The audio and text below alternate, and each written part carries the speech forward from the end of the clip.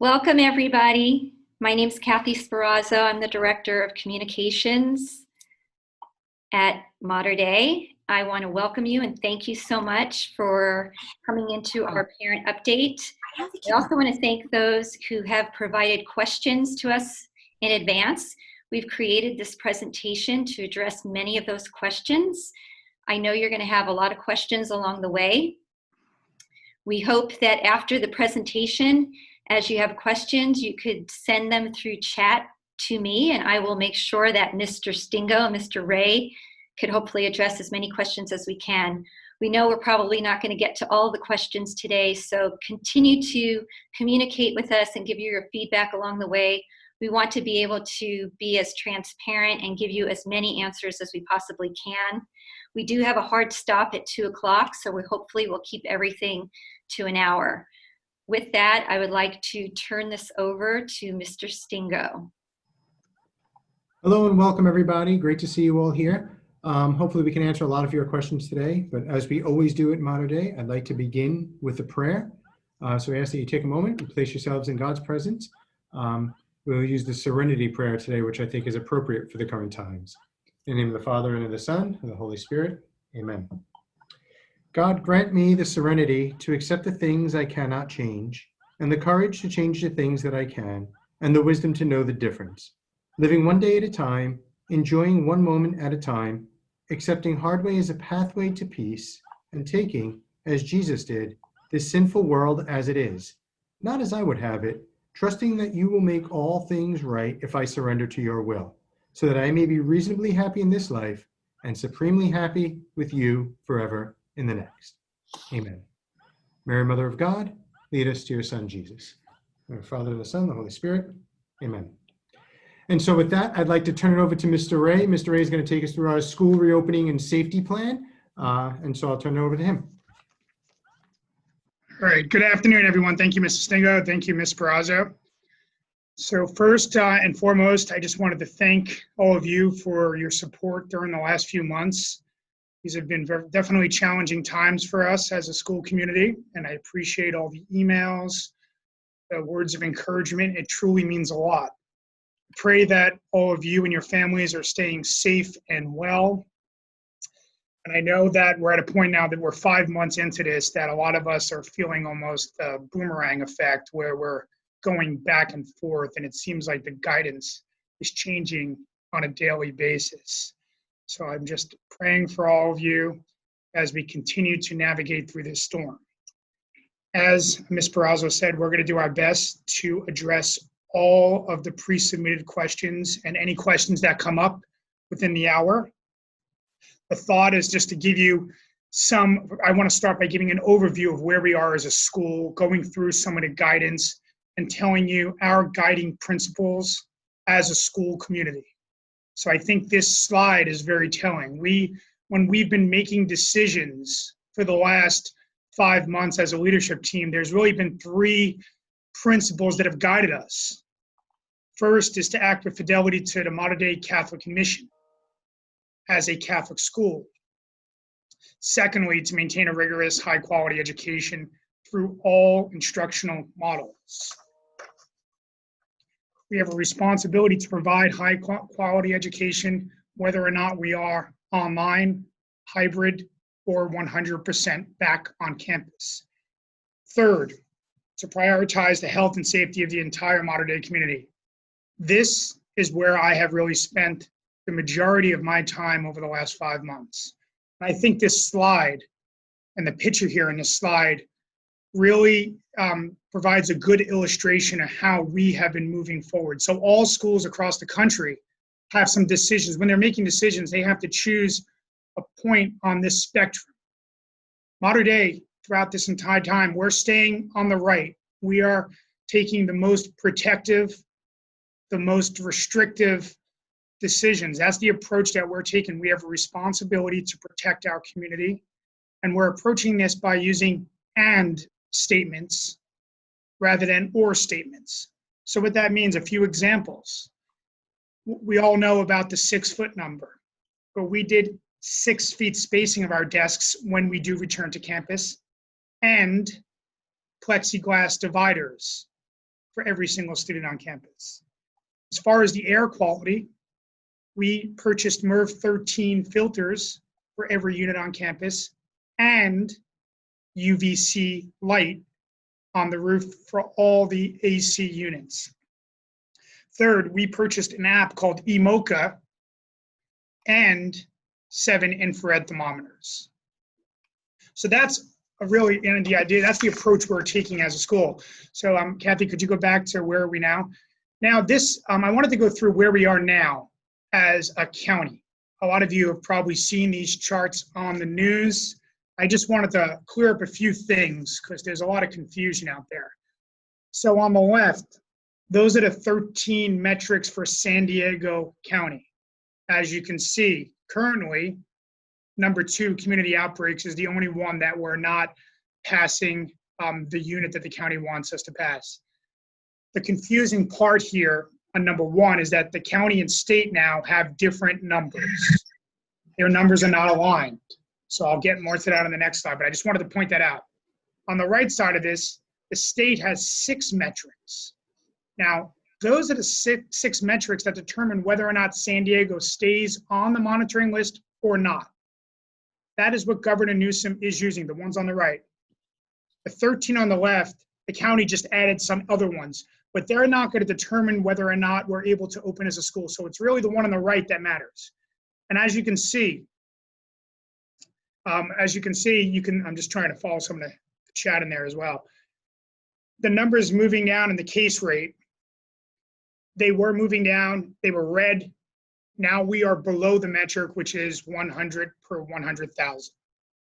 So what that means, Kathy, if you can go to the next slide. So we are in this 3-day, I guess, little zone where if those numbers stay below 100, we potentially can fall off the state's monitoring list, and then it's going to open up number 2 here, the 14-day window. The one challenge there, as you can see in red, per the California Department of Public Health, counties will not be removed from the state's monitoring list until issues with the state's electronic data reporting system are resolved. So we're not sure exactly what's going to happen there, but we do fully expect that that 14-day window is going to start soon. One thing to point out, if any of those metrics slip within those 14 days, unfortunately, clock starts over again. However, if we are able to open as a school and then later on, one of the metrics change, we don't have to close at that point. So we will continue to update on that. Just want to, where we are right now, we expect that these 14 days are going to start hopefully in the next week, assuming that the county and the state can resolve the discrepancy in their numbers. All right, next slide. So I want to tell you the guidance we're following, and then we're going to start getting into the details here. When this first started, CDC was putting out guidance. California Department of Education was putting out guidance. There was the guidance from the American Academy of Pediatrics that I'm sure many of you have read, California Department of Public Health. And we were reading those as a leadership team and trying to really understand that and then find the differences in each one and working with our attorneys to figure out which one we needed to follow. However, over the last month, the one on the left here, the COVID-19 industry guidance from the California Department of Public Health is the guidance that we are required to follow, even as a private school. So that is what we are doing. We are following all the guidance there. And that is what has shaped our reopening plan, which is on our website. The same sections are numbered 1 through 12. So we're required to follow this. Then we have this document in the middle. That's just the California Department of Public Health has issued guidance on face masks and face coverings. This is the thing we need to do to protect one another on campus. Essentially, high school students are going to be required to wear face coverings when they are on campus. The only exception is when they are eating their meals or when outdoor recreation. That's sort of the guidance. And the next slide will illustrate that. You can go into that, Kathy, the next slide. So this is directly from the California Department of Public Health. So for 3rd grade through high school, just wanted to point out, yes, face coverings, they're absolutely required. The elementary school, we'll be doing the presentation next for the elementary school. There's some latitude in TKK 1 and 2, but face coverings A cloth, or down here on the bottom, a cloth face covering or face shield should be removed for meals, snacks, nap time, or outdoor recreation, or when it needs to be replaced. When a cloth face covering is temporarily removed, it should be placed in a clean bag. So I just wanted to point that out because we get so many questions about that. All right, next slide. Now, I'm going to just tell you some of the health and safety measures we've taken and go through a little bit of this before I turn it over to Mr. Stingo, who's going to get more in the details of what it's going to look like when we return to campus. So on the right, there's a slide that was put out by County Public Health, and it talks about the big four, and that's temperature screening, physical distancing, face coverings, increased sanitation. And there's really another one that we're sort of adding here in modern day, and that's number 5, and that's air quality. We're really focusing on improving the quality of the air that we all breathe every single day here on campus. So this is what we've done over the last few months. We've purchased a symptom checking app called eMocha. So every day before students, faculty, and staff come on campus, they'll be required to answer a few questions on an app, see whether or not they had symptoms, and take their temperature. Then in addition, everybody will have to take their temperature when they're here on campus. We will be sending more information about eMocha about 1 week before we're able to return to campus. That's something that we just purchased. We're testing it out right now with all the faculty and staff who are on campus. This year we hired a registered nurse, Lisa McDonald, who will be here every single day, helping us navigate through COVID-19. As I mentioned, for the air quality, we purchased MERV 13 and UVC light. UVC light is located on the roof-mounted units. So all the air that we're breathing here in my office or in the classrooms has gone through the MERV 13 filters and has gone through the UVC light. UVC light has been very effective in killing COVID-19. Now, right now, we just received 10 hand washing stations, 20 touchless hand sanitizers. Aramark, our partners, are currently placing these all over campus. We ordered 7 no-contact infrared thermometers. Students will walk by them. They won't need to touch anything, and then it will just basically register normal temperature or not. We have some of those in the front office right now. We're very fortunate to have a partnership with Aramark, who is a Fortune 500 company. They'll be able to they have very strong supply chains, so they can provide hand sanitizers in every classroom, every office, and they're going to be able to get us these supplies because of their purchasing power. We changed all the restrooms, so now the water is flowing for 20 seconds. So when you press the button, it flows for 20 seconds as a reminder that washing our hands for 20 seconds is one of the most effective things we can do to prevent the spread of COVID. We've also added no-touch paper towels. We've disabled the air blower dryers. We're adding no-touch soap dispensers to all the restrooms. Aramark will be disinfecting all common areas on campus 4 times a day, restrooms, high-touch areas, doorknobs, and they will be doing a complete disinfecting of the campus after students leave at the end of the day. Throughout the day, teachers will be spraying soap and water on desks and plexiglass dividers, and the students will help us wipe down their own individual personal space during the day. But I just wanted to point out the one thing here: we are only allowed to disinfect with products from the EPA's N list, and there was a question about which product we're using in the submitted questions. We're using a hydrogen peroxide-based product, and that can only happen at the end of the day when students leave. But the rest of the common areas on campus, restrooms, will be disinfected 4 times. We've ordered 2,000 plexiglass dividers for every single desk on campus, and we are working with UCSD to do PCR testing for our entire faculty and staff. Next slide. We received a lot of questions, and I'll be honest, this is probably the question we're getting most now. Everybody, I know these are scary times for every one of us. You know, as a lot of you know, I have a daughter who has special needs, and she went through heart surgery about a month ago. And this is on my mind every day. You know, what's going to happen? You know, what's the protocol if something happens? You know, we've done so much to reduce risk. You cannot eliminate risk. We've done everything. We've followed the guidance, the recommendations to a T, and then a lot more. But I just wanted to take a few moments to walk through this because I presented this to the faculty and staff yesterday, and this is where all the questions are.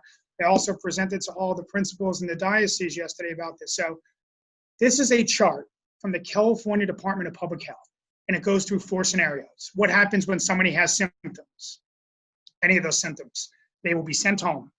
We will recommend that they get tested, and then if it's positive, there's going to be a certain protocol list you'll see on the next page. Negative, different protocols. The school, the class will remain open, and this is our communication obligations to the community. At that point, we won't communicate at this point if it was just symptoms. Next, what is close contact? There's close contact of any of our students or staff with a confirmed COVID-19 case. What is close contact? Less than 6 feet for greater than 15 minutes. So here's the steps. We will send home. That person will be quarantined for 14 days from the last exposure. We will recommend testing. The school classroom will remain open. However, I want to point out that we will be working with San Diego County of Public Health. They will help us. We've already spoken to them. They're going to guide us through this process. And then we will consider school community notification. We're always going to over-communicate when things like this happen. Next slide. Now, this is if there's a confirmed COVID-19 case, a student or a staff. So I'm going to take a few moments to go through this. First step, we're going to notify local public health. We're going to isolate the case, remove them, exclude them from school for 10 days from the symptom onset or testing. Then we have to do contact tracing and exclude exposed contacts. Hopefully, most likely, we'll have to exclude the entire cohort for 14 days after the last date the case was present at school. For high school, that is challenging. That could be potentially half the student body. However, public health will help us make that determination. We will recommend testing of the contacts. Then we will have to go through our disinfecting protocols. We will absolutely communicate with everybody on campus. There is a chance we may be forced, if that happens, to go back to 100% distance learning. And I know these make everybody feel uneasy. I know we are following the guidance. We will be working with public health. Then the last one, if somebody tests negative, we may return after 3 days after symptoms have resolved.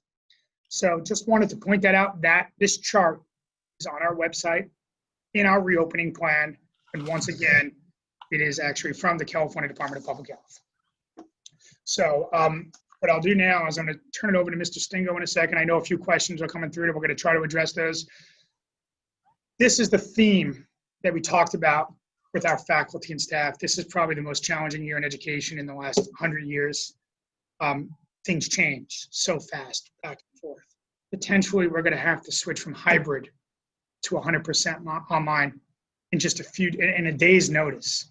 So, what I can say is we are following the guidance. We're going to continue to communicate with you. We're going to continue to tell you exactly what we're doing. You will receive communication from Mr. Stingo and myself at least weekly, and we will, continue going from there. Please, if there's questions, you can email me. I'm going to make sure we try to get to these questions in the chat. But in the essence of time, I'm going to turn things over to Mr. Stingo. Thank you, Mr. Ray. So as Mr. Ray took you through some of the safety precautions that we've had on the school and what it looks like, I'd like to try to take you through some of the educational stuff in the school and then how it's being implemented in the classrooms for when we get back. So I know Monday's the first day of school. I'm excited. I got to see a lot of your sons and daughters over the last 2 days. It was very exciting to see them, even if it was just virtually. Excited for them to come back to campus at some point, but for now, it was great to at least see them virtually. I ran through this with them, but to make sure that you know as well, we've made a few adjustments, and this is our distance learning schedule for the year. So for whenever we're in distance learning, this is the schedule that we will follow. Now, Monday, August 17th, our first day of school, I want to just point out that we will change the schedule slightly. Now, we've told all the students, I want to let you know as well, because we've instituted the advisory block. And I'll give some details on advisory in a little while. But the important part here is to remember that on Monday, August 17th, advisory will be from 8 till 9. And then blocks 1 and 2 will follow. So it'll be advisory from 8 till 9. It'll be block 1 from 9:15 to 10:15. and then block 2 from 10:30 to 11:30. And that's so that we have an hour with the students to get them acclimated, make sure they're getting on, answer any questions that they have. Even after the orientations and the book pickups, we still want to make sure that there's an opportunity for them there.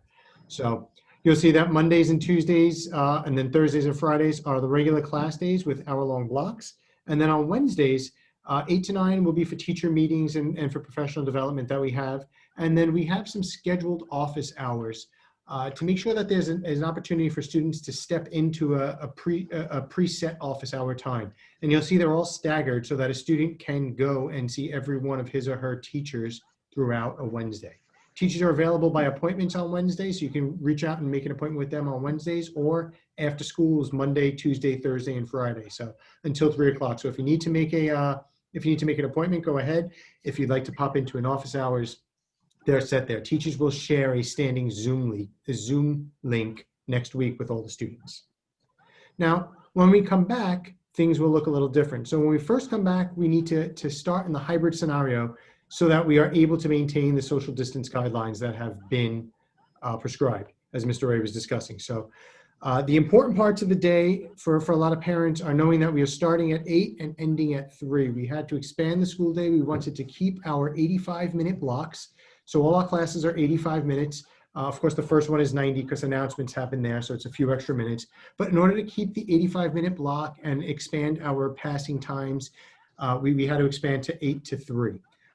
When students come on campus, we cannot congregate. So in the past, I know a lot of students used to come on early or hang out in the afternoons, but because we cannot congregate for safety, we have to do things a little bit differently now. As Mr. Ray said, we will definitely send out more information, create videos and posters and stuff like that for everybody to understand before we come back, but so that you have an idea of what we're looking at when they come back.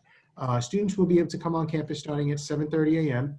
and we'll have what we call a soft start in the classrooms, where they will come on, show their eMocha badge, as Mr. Ray discussed, on their phones.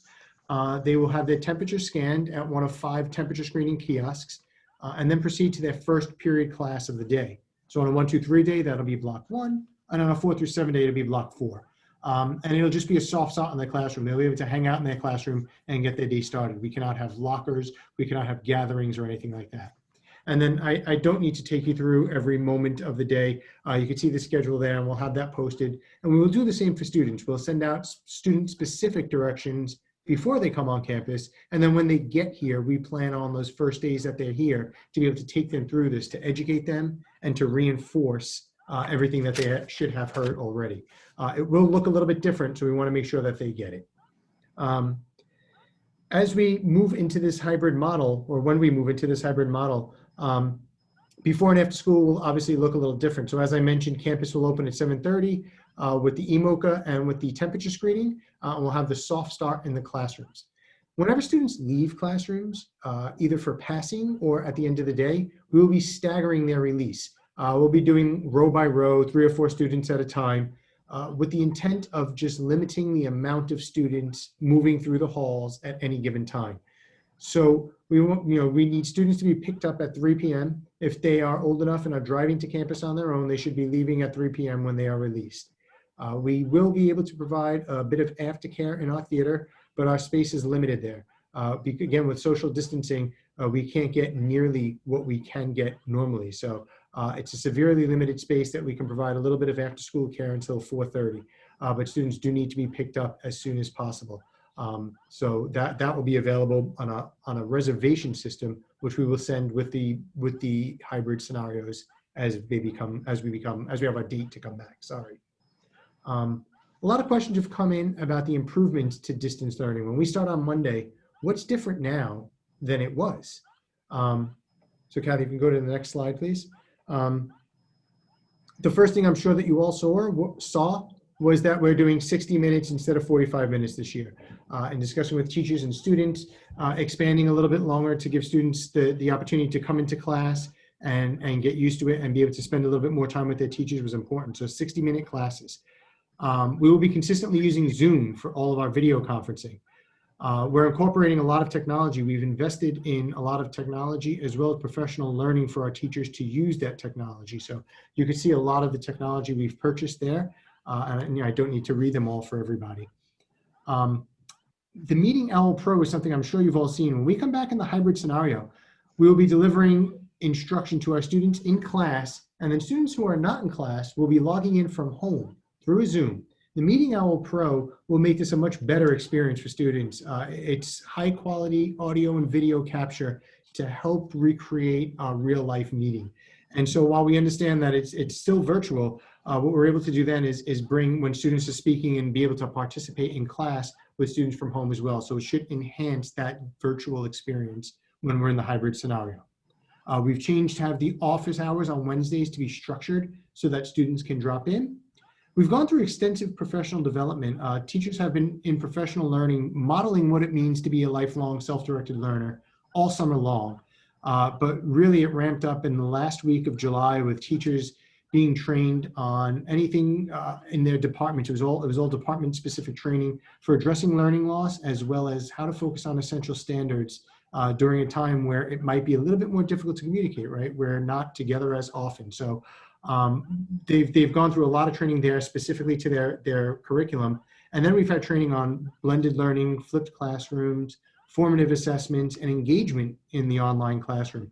All things that look differently when you're teaching online than when you're in the classroom. So the engagement in the classroom piece was really big. That led into our social emotional learning.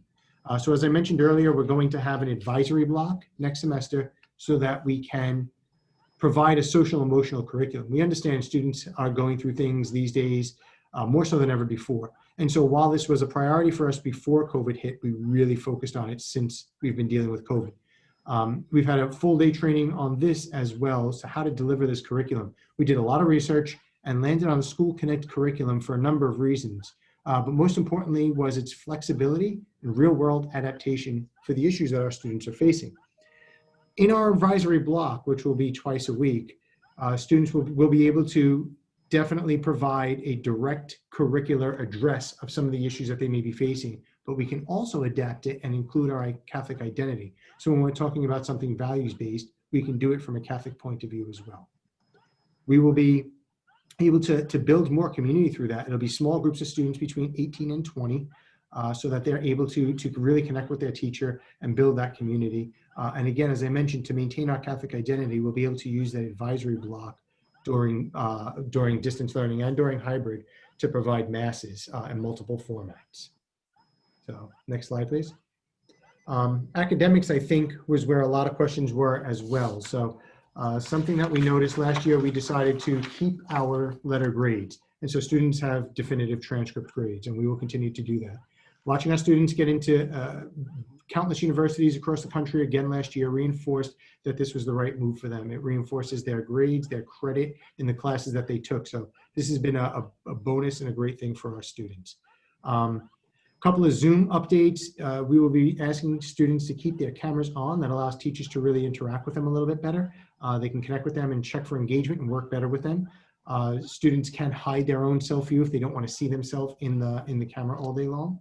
And we're really reinforcing again that students should be reaching out to teachers for help with any questions, reaching out to counselors. Counselors have already connected with seniors and freshmen to begin setting up appointments. Teachers have standing office hours. So what we're trying to really facilitate is connections with the people on campus who can support you through this. Specifically for students with learning differences, we will need to be providing those kinds of accommodations on their plan. So our Aquinas Center teachers have worked through that over the last couple of weeks, or really over the whole summer, and have their learning plans in place, and then can connect with our teachers on how to make that a reality. I think I saw a question come in about students without a stylus. A stylus is not needed. They should be on their computers rather than on their phones. So we had a few students come in on their phones today, but they should be on their computers rather than their phones. They don't have to have a stylus. It's not mandatory. A big question that's been coming through is counseling and college admissions. And so our counselors have been keeping up to date with all of the latest information that's been coming out from UCs and Cal States. Counselors will continue to meet with each student virtually. So while we cannot make it happen on campus at the moment, we will continue to meet with each student virtually. Freshmen and senior families should have received instructions last week to schedule virtual meetings. So the counselors are using Calendly and that allows you to find open time on their calendar and set up an appointment with them. For sophomores and juniors, we'll be doing this a little bit later on in the semester. Now, Modern Day Catholic does not control the SAT or the ACT. This is something that they're separate companies, and they run these big tests for college admissions. They have been scheduled and they have been rescheduled, but they have not happened yet because they have not been able to. So they continue to schedule and reschedule SATs and ACTs, but so far they have not been able to hold one. Specifically for the class of 2021, this year's seniors, UC and Cal State have come out to say that the class of 21 does not need to take the SAT or the ACT for admission. So it is not an admissions requirement. However, they have said that they may use those tests for other things. And some of those things could be like placement in classes or admission to certain ranks or classes. Private colleges and universities are a whole separate ballgame. Each one of them determines their own individual admissions requirements. So there is no blanket statement to cover any one of these. So with that said, I want to circle back to the very beginning of what we started with here. It's important to make those appointments with your college counselor because they will be able to work with you to specifically address your needs. Students should be researching what's going on in individual universities. So if it was USD or Point Loma or MIT or whatever it is that a student wants to apply to, we want to see what their individual admissions requirements are. And then the counselors can work with you to formulate the plan and make a specific recommendation on whether or not you need to take the SAT or ACT. So unfortunately, there's no blanket guidance to say, here, go and do this, but we are providing, and counselors will provide individual recommendations for each student during these meetings. And again, if the meeting is not scheduled or it's something that you need, reach out to the counselor and ask, maybe you can set up a quicker appointment. Okay, next slide. For Modern Day, we have always been a school community, right? More than just buildings and more than just classes. While we take great pride in our academic program, there are a lot of other things going on campus here. So unfortunately, at the moment, we know that CIF has suspended all athletic competitions until January 21. Their guidance as far as scheduling was released shortly, just before this meeting, sometime before this meeting, around 12:30 or so. So we'll be reading through that and understanding their schedules. We'll start communicating with you shortly.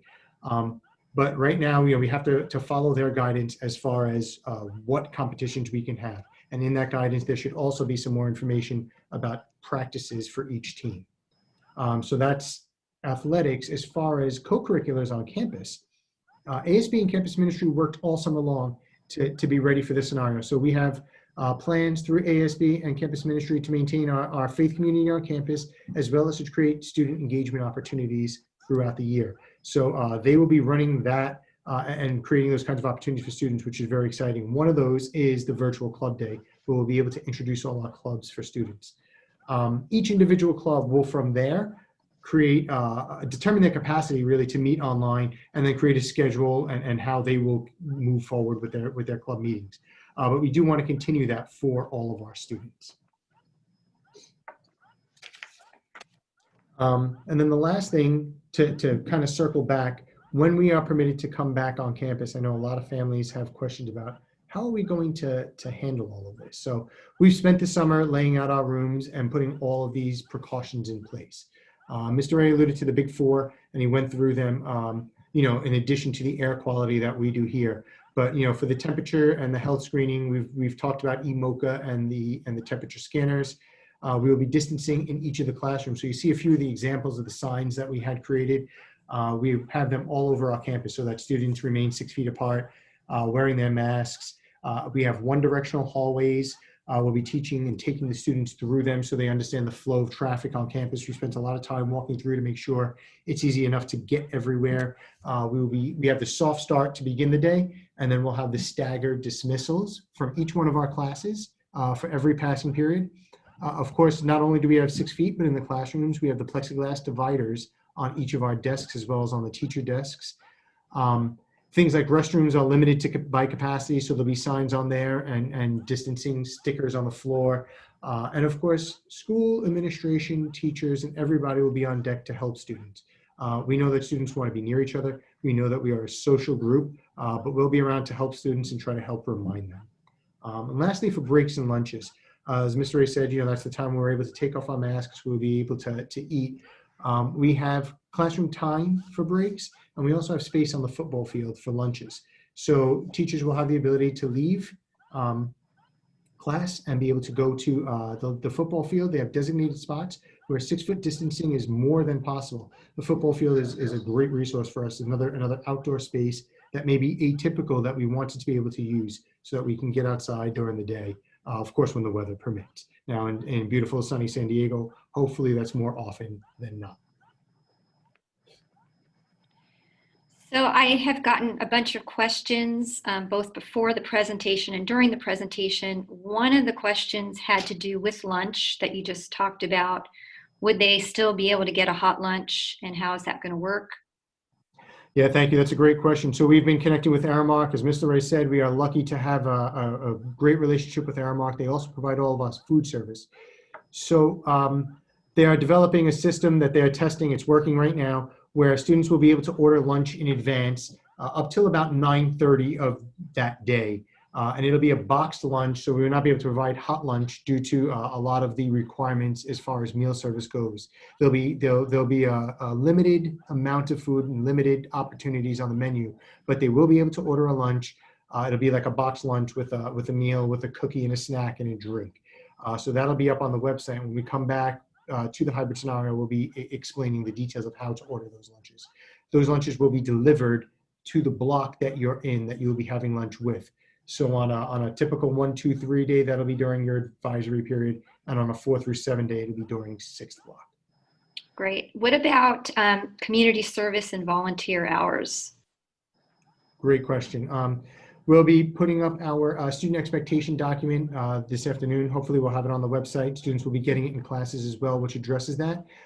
Any questions should go directly to theology teachers, but as an overall statement, we are not requiring the 25 community service hours right now because we know that it's kind of impossible to do it. We encourage all of our families and all of our students to continue community service if they have a means to, but we understand that most of that happens in person. They won't be able to, so we'll be suspending that requirement now. If they are able to complete any community service, again, connect with your theology teacher because you can log those hours for your overall school commitment, which again will be adjusted after COVID-19 when we know how long this goes for and what our students are able to complete. Great. Can I chime in with this question that you just sent over to me? Yep. Yeah, so the question was, is the school able to decouple from the county measures to return to campus, given all the great measures you guys have taken to minimize the risk of getting COVID? Great question. So the answer for high schools, unfortunately, is no. Elementary, TK through 6, you have probably heard about the waiver. So at this point, no, we have to follow the guidance for the entire county. The things we are very hopeful about is that the numbers continue to go down.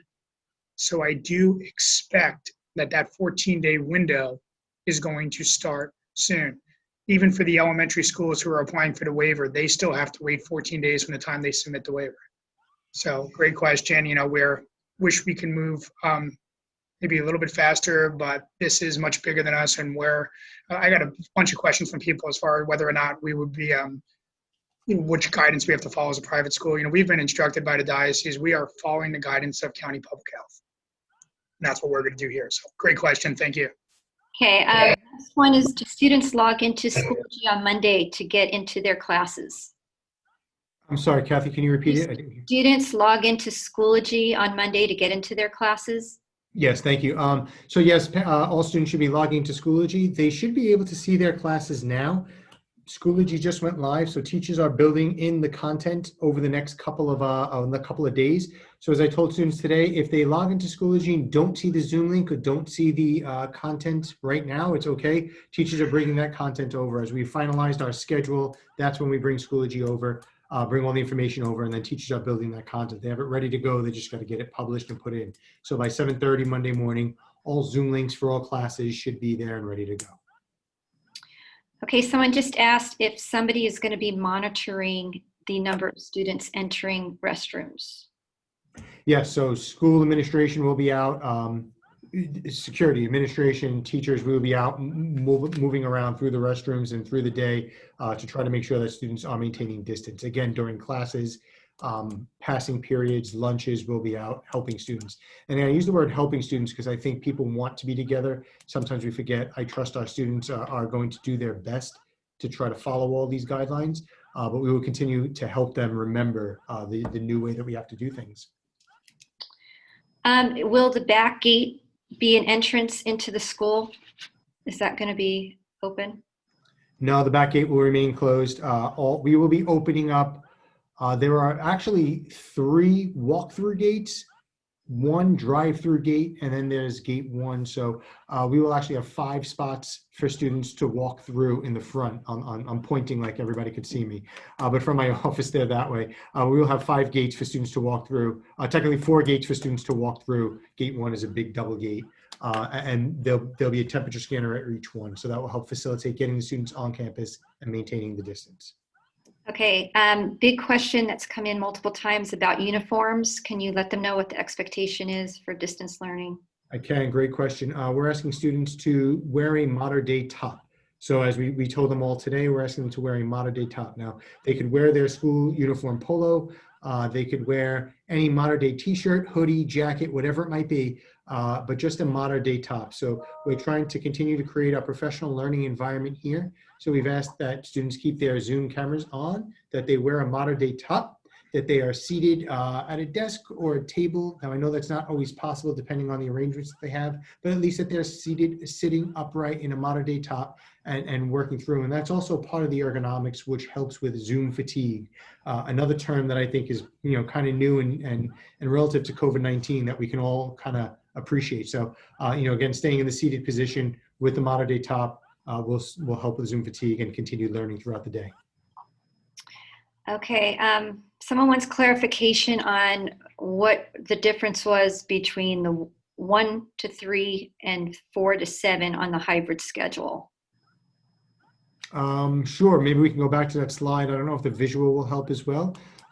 So Modern Day is a 7-block school with advisory now. So the advisory makes an 8th block. So what the 1 through 3 day means is that students will be going to blocks 1, 2, advisory, and 3. They'll have 4 classes that day. They're block 1, 2, and 3 academic classes along with advisory. On the 4 through 7 day, they will have 4 academic classes. If the question was about the timing difference, it's because advisory only needs about an hour. So we have 65 minutes built in for the advisory on a 1, 2, 3 day, whereas block 6 is a regular class, so that is going to be 85 minutes. So all the classes on a 4 through 7 day are 85 minutes. Great. Some parent asked if they missed freshman orientation, is there going to be some way to get that information? All the orientation recordings and the slide decks will be posted. Another question was about technical problems or computer problems. Will there be somebody available to help fix those issues? Absolutely. So email helpdesk@moderndaycatholic.org. That is helpdesk@moderndaycatholic.org. Maybe we could throw that in the chat if a student's having an issue now. Our IT team does not facilitate taking apart broken computers and fixing hardware problems, but they can help a student troubleshoot and then at least make a recommendation if it's something beyond what they are able to handle with that student. Will there be PE and other elective activities? Absolutely. So specifically to address PE, it's recommended everywhere to make sure we keep our students in shape. Physical activity is a key component of health, so we want them to continue to do that. So our PE department went through training just like all of our other departments did for understanding scenarios like hybrid or online and distance learning. So they will try to help to keep the students physically fit and active. Now, the one difference in the hybrid scenario is that our PE teachers will not be live streaming their classes. They will be outdoors using all the fields that we have, and the ability to live stream while trying to do physical activity with the students is going to be different. So that's going to be something that we have to work through. So PE teachers are planning to have activity logs for students when they are on days that they're not there. But in the virtual world, they will be meeting all the time virtually in this kind of distance learning with their PE classes. As far as electives go, all of our VAPA classes are running. We've worked with our VAPA team to make sure what we can offer can be done in a distance and a hybrid scenario. And so like there was a class we had to get rid of this year, ceramics, because we knew that that would not work in a distance scenario. I don't think very many parents have kilns at home. However, we've changed that to a computer graphics class so that students can do it. We're able to continue to do our art classes and music and all of those classes. So elective classes, VAPA classes, yes, they will continue. Question about what happens if someone loses their internet connection at home. What is the protocol? What do they need to do? If the internet connection goes down, again, hopefully it returns, of course, so just log back into the class. If it does not, please reach out to the teacher of the class that it happened with. So, for example, if you were in my class and the internet connection went out in 1 minute, you're probably going to be marked absent. Just when you're able to connect back, please connect with your teacher, let them know what happened. Whenever a student is emailing a teacher, they should be connecting with the teacher and CCing the parent. So, if there's any questions, we can connect with the parent. Of course, we don't want, students to be making up excuses, which is why we want the parents to do that. But we understand there's going to be technical difficulties. They will probably happen in classes, and we will work through them together. Big question about how you are going to determine the cohorts, who gets to go on one day and who gets to go on the other. Sure. Cohorts will be broken up alphabetically. So essentially the first half of the alphabet will be the ones who come on Mondays and Tuesdays, and the second half on Thursdays and Fridays. We're in the hybrid scenario. With changing enrollment and stuff, we want to make sure we have it exactly right. But again, we will be breaking it up by alpha for students. Great. I've had a few questions come in directly. If you can have a minute, I'll just address them quickly. Sure. Will students, Wednesdays has come up. Wednesdays is a day for students to do work. With shortened classes through Zoom, following our diocese and research recommendations as far as hours in the classroom and screen hours, our classes are 4 hours, so kids will be with us for 4 hours. Wednesdays provided as a day for work to do some of the assignments. When students are in class for 90 minutes, the entire 90 minutes is never spent listening to a teacher. So some of the practice work that students would be doing, that's why we have Wednesdays for them to be able to hopefully be either off the screen or on the screen in a different fashion, either working on their own and creating projects and creating, yes, we'd be providing a cloth mask for our students when they come back. The question about parent volunteer hours and service hours, for now, they need to be suspended. And as we come back and are able to do that, we will. And a question about water bottles. All water fountains on campus are turned off. We have 5 filling stations on campus. Students are highly, highly encouraged to bring their water bottles with them and fill up during the day at any one of the 5 filling stations. Big question that came in is for parents who decide at any moment in time that they want to go distance learning, is that an option for them? Yeah, so we understand the varying comfort levels of being on campus, and we're happy to provide the distance learning for parents for when they choose to do so. So as we start coming back from campus, we'll send information about making that choice. I know we have surveyed and asked, and a few of you have reached out to me directly, and I've conversed with you on it. Until we come back in hybrid, we will ask you to make that decision. Then we want to give you the time and the most current guidance at the moment to make that decision. Question came in about retreats.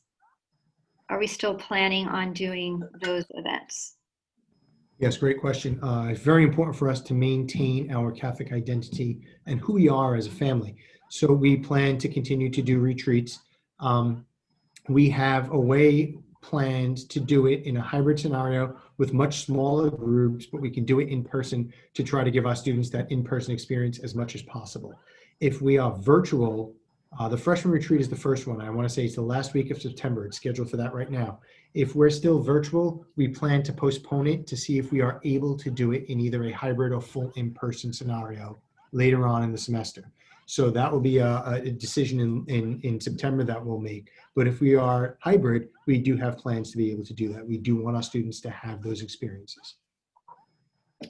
What happens if the border stays closed? And will you be providing letters for families who are crossing the border? So in the same scenario that we did for the book pickup, I can provide a letter that there is school those days. If the border remains closed, my understanding is the individual border agents do make the determination on crossing, but school is considered an essential activity.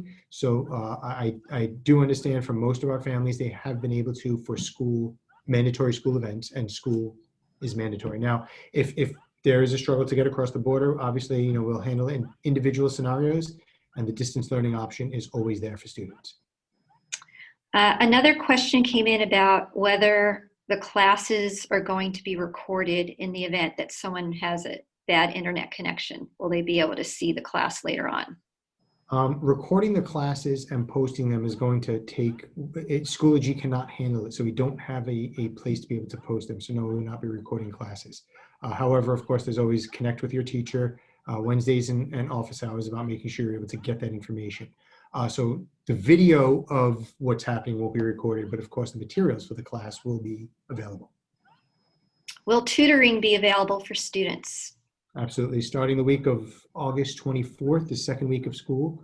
So information will be going out, but Ms. Morris, Ms. Wade, Ms. Taylor, and Mrs. Wiley are all on board. We'll be providing tutoring in math, English, and science.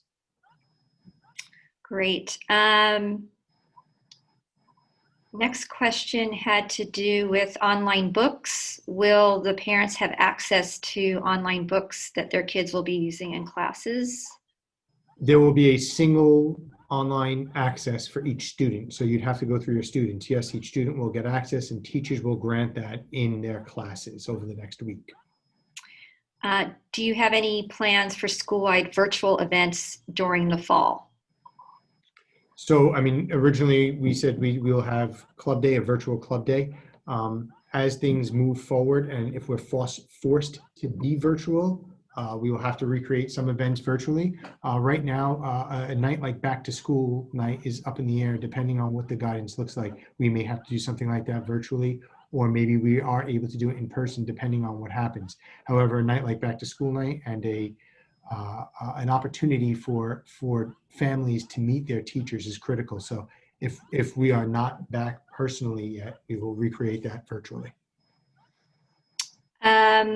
Question regarding virtual masses. Is there a schedule for mass?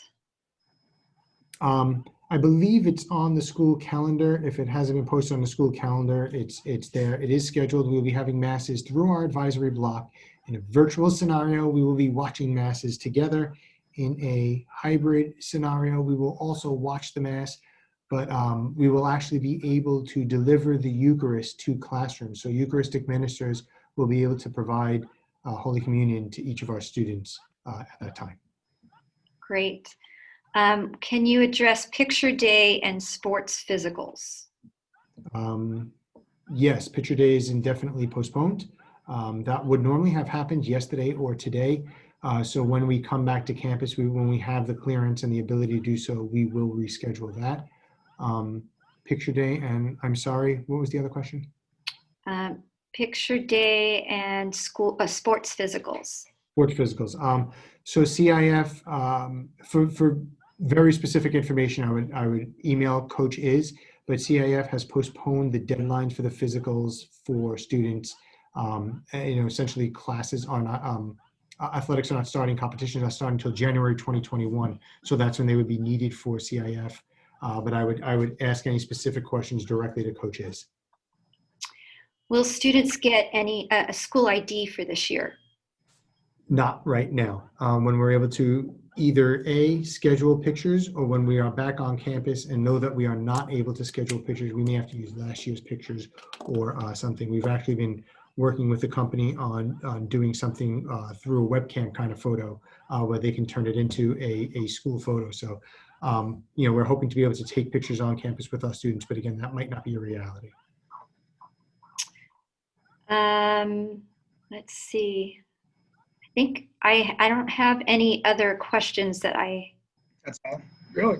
that Did you want to go through any of the other ones? Did you go through all the pre-submitted ones? Because I know we still one have, first of all, one want to question thank- was about siblings, and if the division of the cohorts would include accommodating siblings. Absolutely.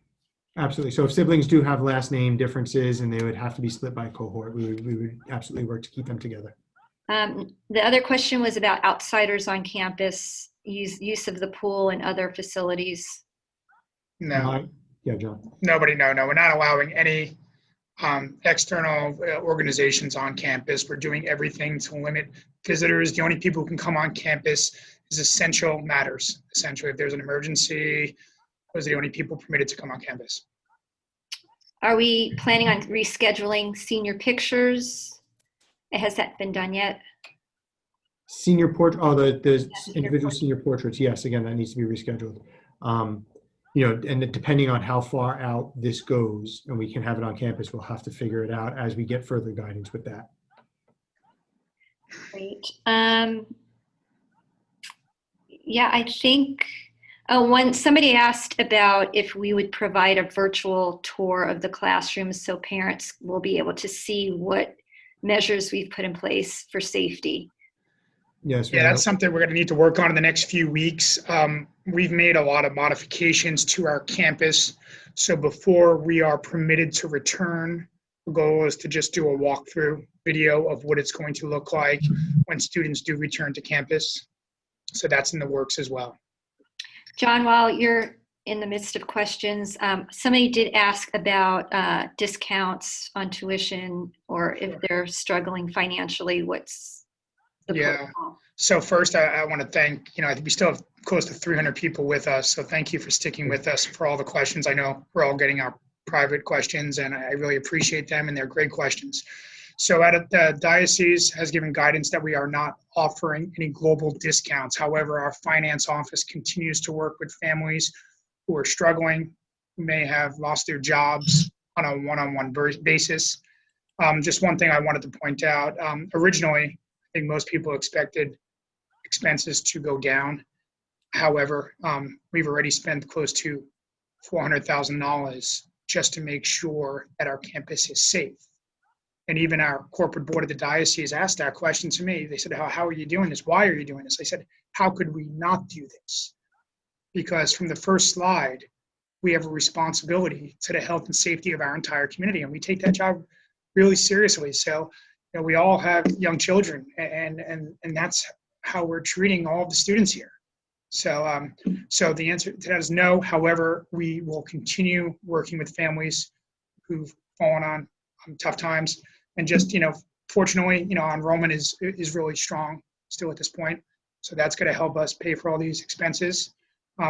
We're here under 1,000 students at the high school, and right around close to 400 at the elementary school. Thank you. A couple last questions. We're almost at the top of the hour. One person asked, once we return back to campus 100%, will the carpool program be put in place again?